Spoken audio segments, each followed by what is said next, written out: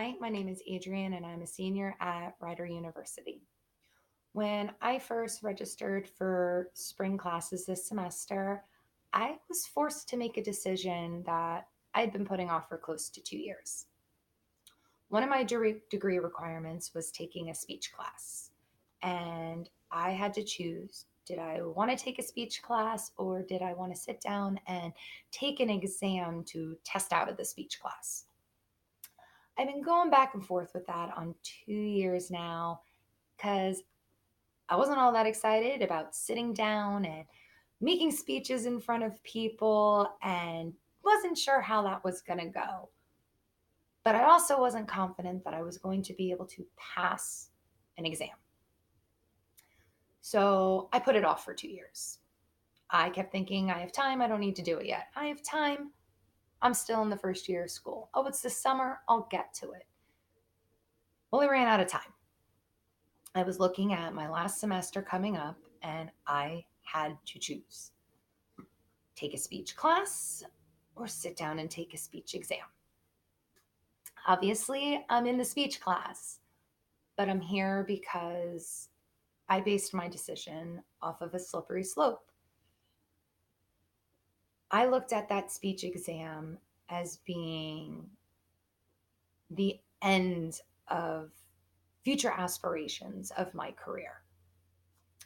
I did not think I was going to be able to sit down and pass that speech exam.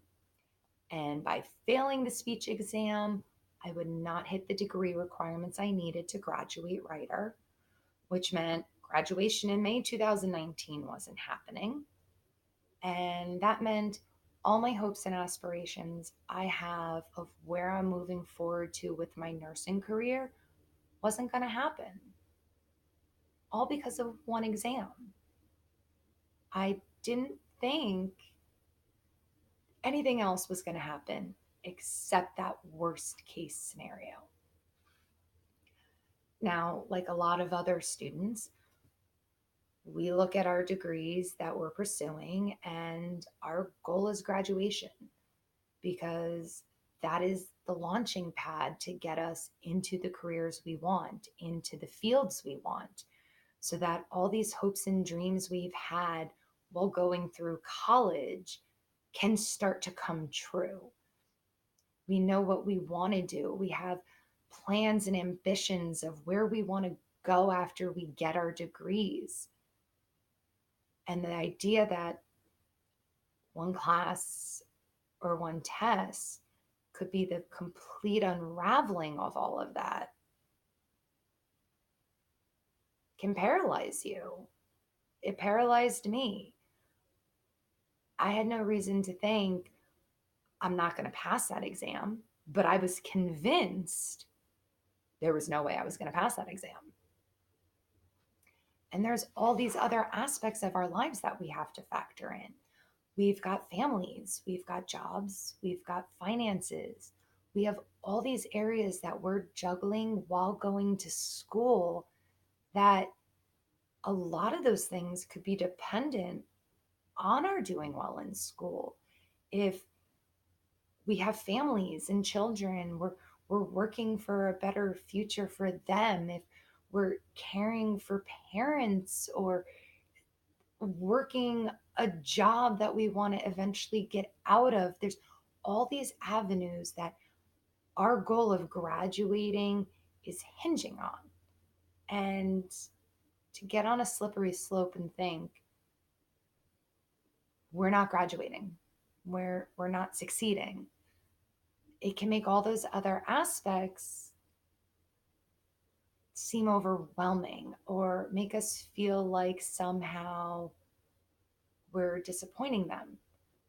And I can tell you that played into my slippery slope, that my family is going to be disappointed if I fail, or how am I going to explain to them I'm not graduating when I planned it? And how do I explain all this time spent away from, my husband and my kids studying if I'm not graduating when I said this is the end date? But that's what I would like to talk to you about today is slippery slope, because hopefully by better understanding what slippery slope is, we can have a better understanding of how we can avoid making our decisions based on those slippery slope, worst case scenario conclusions we're convinced are going to happen. So, I would like to start by talking to you about what slippery slope is. So, Dr. Craig Hanks at Texas State University teaches philosophy. And in his philosophy class, he teaches that slippery slope is when there is little to no evidence, a course of action is rejected because it is only going to create a chain of events that is going to just spiral out of control downhill and lead to these worst case scenarios. So in my situation, it was, if I take the exam, I'm going to fail the exam, not going to graduate, not going to go on my degree career, that my family's going to be disappointed. I'm not going to be able to explain anything. All this time was lost, and I'm just going to be stuck where I'm at. I had no evidence to believe I was going to fail. I'd passed other exams out of classes. But because it was speech, one that I was not confident in to begin with, it was very easy for me to just slide right down. Similarly, an article that was published in 2018 titled The Problem and Appeal of Slippery Slope describes the slippery slope that the claim of an action needs to be rejected outright because it is only going to lead to an undesirable outcome. Now, in relating this to my situation, it's basically saying that the idea of taking this exam needs to be rejected automatically, just completely rejected off the table because it's automatically going to produce my outcome of failing. So, slippery slope is this idea that when you're faced with a decision, all you see is the worst case scenario happening, which will create another worst case scenario and another and another. That it is a snowball effect that is just going to keep rolling downhill of bad situation after bad situation, bad outcome after bad outcome. And because it's just going to keep snowballing, right from the beginning, the answer is just to say no and walk away. So now that I've told you what slippery slope is, I'd like to talk to you about ways that we can try to avoid making our decisions based on that slippery slope. Vasco Correa published a work titled Biases and Fallacies: The Role of the Role of Motivated Irrationality in Fallacious Reasoning. He says one way we can avoid the slippery slope is by being aware of our biases, because our biases are ingrained in who we are. We have preconceived thoughts and notions about people, situations, things, outcomes, pretty much everything. It's part of who we are, it's part of how we grew up. But by being aware of these biases, we can be more aware of when we're faced with certain situations, seeing where we're predisposed to thinking how it's going to end. If you're always waiting for the other shoe to drop, your bias is going to think that something bad's always bound to happen. But by being aware of having that mindset, we can start to think, okay, yeah, something might happen, but we could see other possibilities of what could happen rather than focusing on, well, I'm used to bad, so it's automatically going to be bad. We could start to see the silver lining, so to speak. We could start to see how our own mind is creating these bad hypothetical outcomes and these worst case scenarios, and how our biases are essentially propelling us down these slippery slopes. Similarly, the Harvard Law Review published The Mechanisms of the Slippery Slope by Eugene Volkov.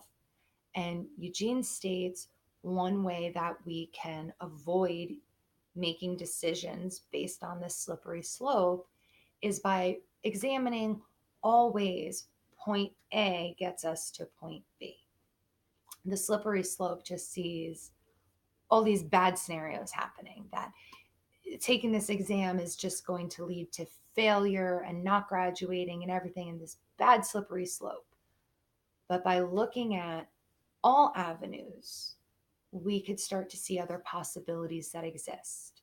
We can see things that might happen. We could see things that are more likely to happen, and we could start to see the things that are more probable to happen. We could actually start to use evidence and see that when we're faced with these decisions, we're not guaranteed to end up down that slippery slope, that we can actually end up in a good place, that our goal of graduating can happen in 2019, like my plan was with taking that speech exam, that there were other ways to get to that end goal without going through a slippery slope and hitting a worst case scenario.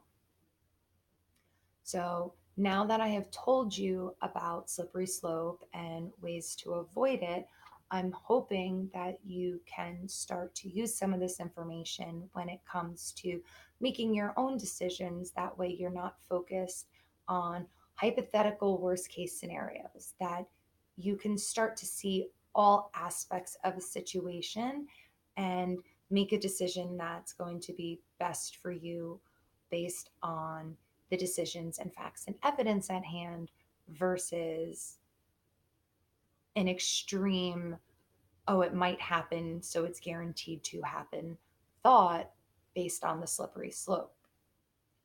So, in looking at that first scenario I talked to you about, and I've mentioned throughout this speech about my deciding between the class and the exam, you can see that I based my decision not to take the exam off the slippery slope. I had no evidence to believe that I would fail. I had no proof to show me that taking that exam was going to completely stop my graduation in May. And there was no evidence to say that it's going to stop me from progressing in my career. While in my mind, that's what I had it worked up to, doesn't necessarily mean that was the case. I completely went down the slope. I made the decision for the completely wrong reason. So now I'm sitting here and wondering, what if? What if I had passed? What if I had found a way to take the exam, and even if I didn't pass, still be in this class? There were other avenues I could have explored that once I started down that slippery slope, I just didn't see. So I made the decision to take this class. And while I'm happy to be here with all of you and enjoy what I am learning, I'm not one who lives with a lot of what ifs or regrets. And wondering about this exam is definitely opened my eyes to making sure that I don't make more decisions based off of the slippery slope. Um, Being able to see the other possibilities that exist out there for us is a much better feeling than making our decisions based off of what ifs and worst case scenarios. So I hope the information that I've shared with you today helps you when you move forward in decisions that you make. And I hope it helps you avoid that dangerous, slippery slope into the abyss of what if. Thank you.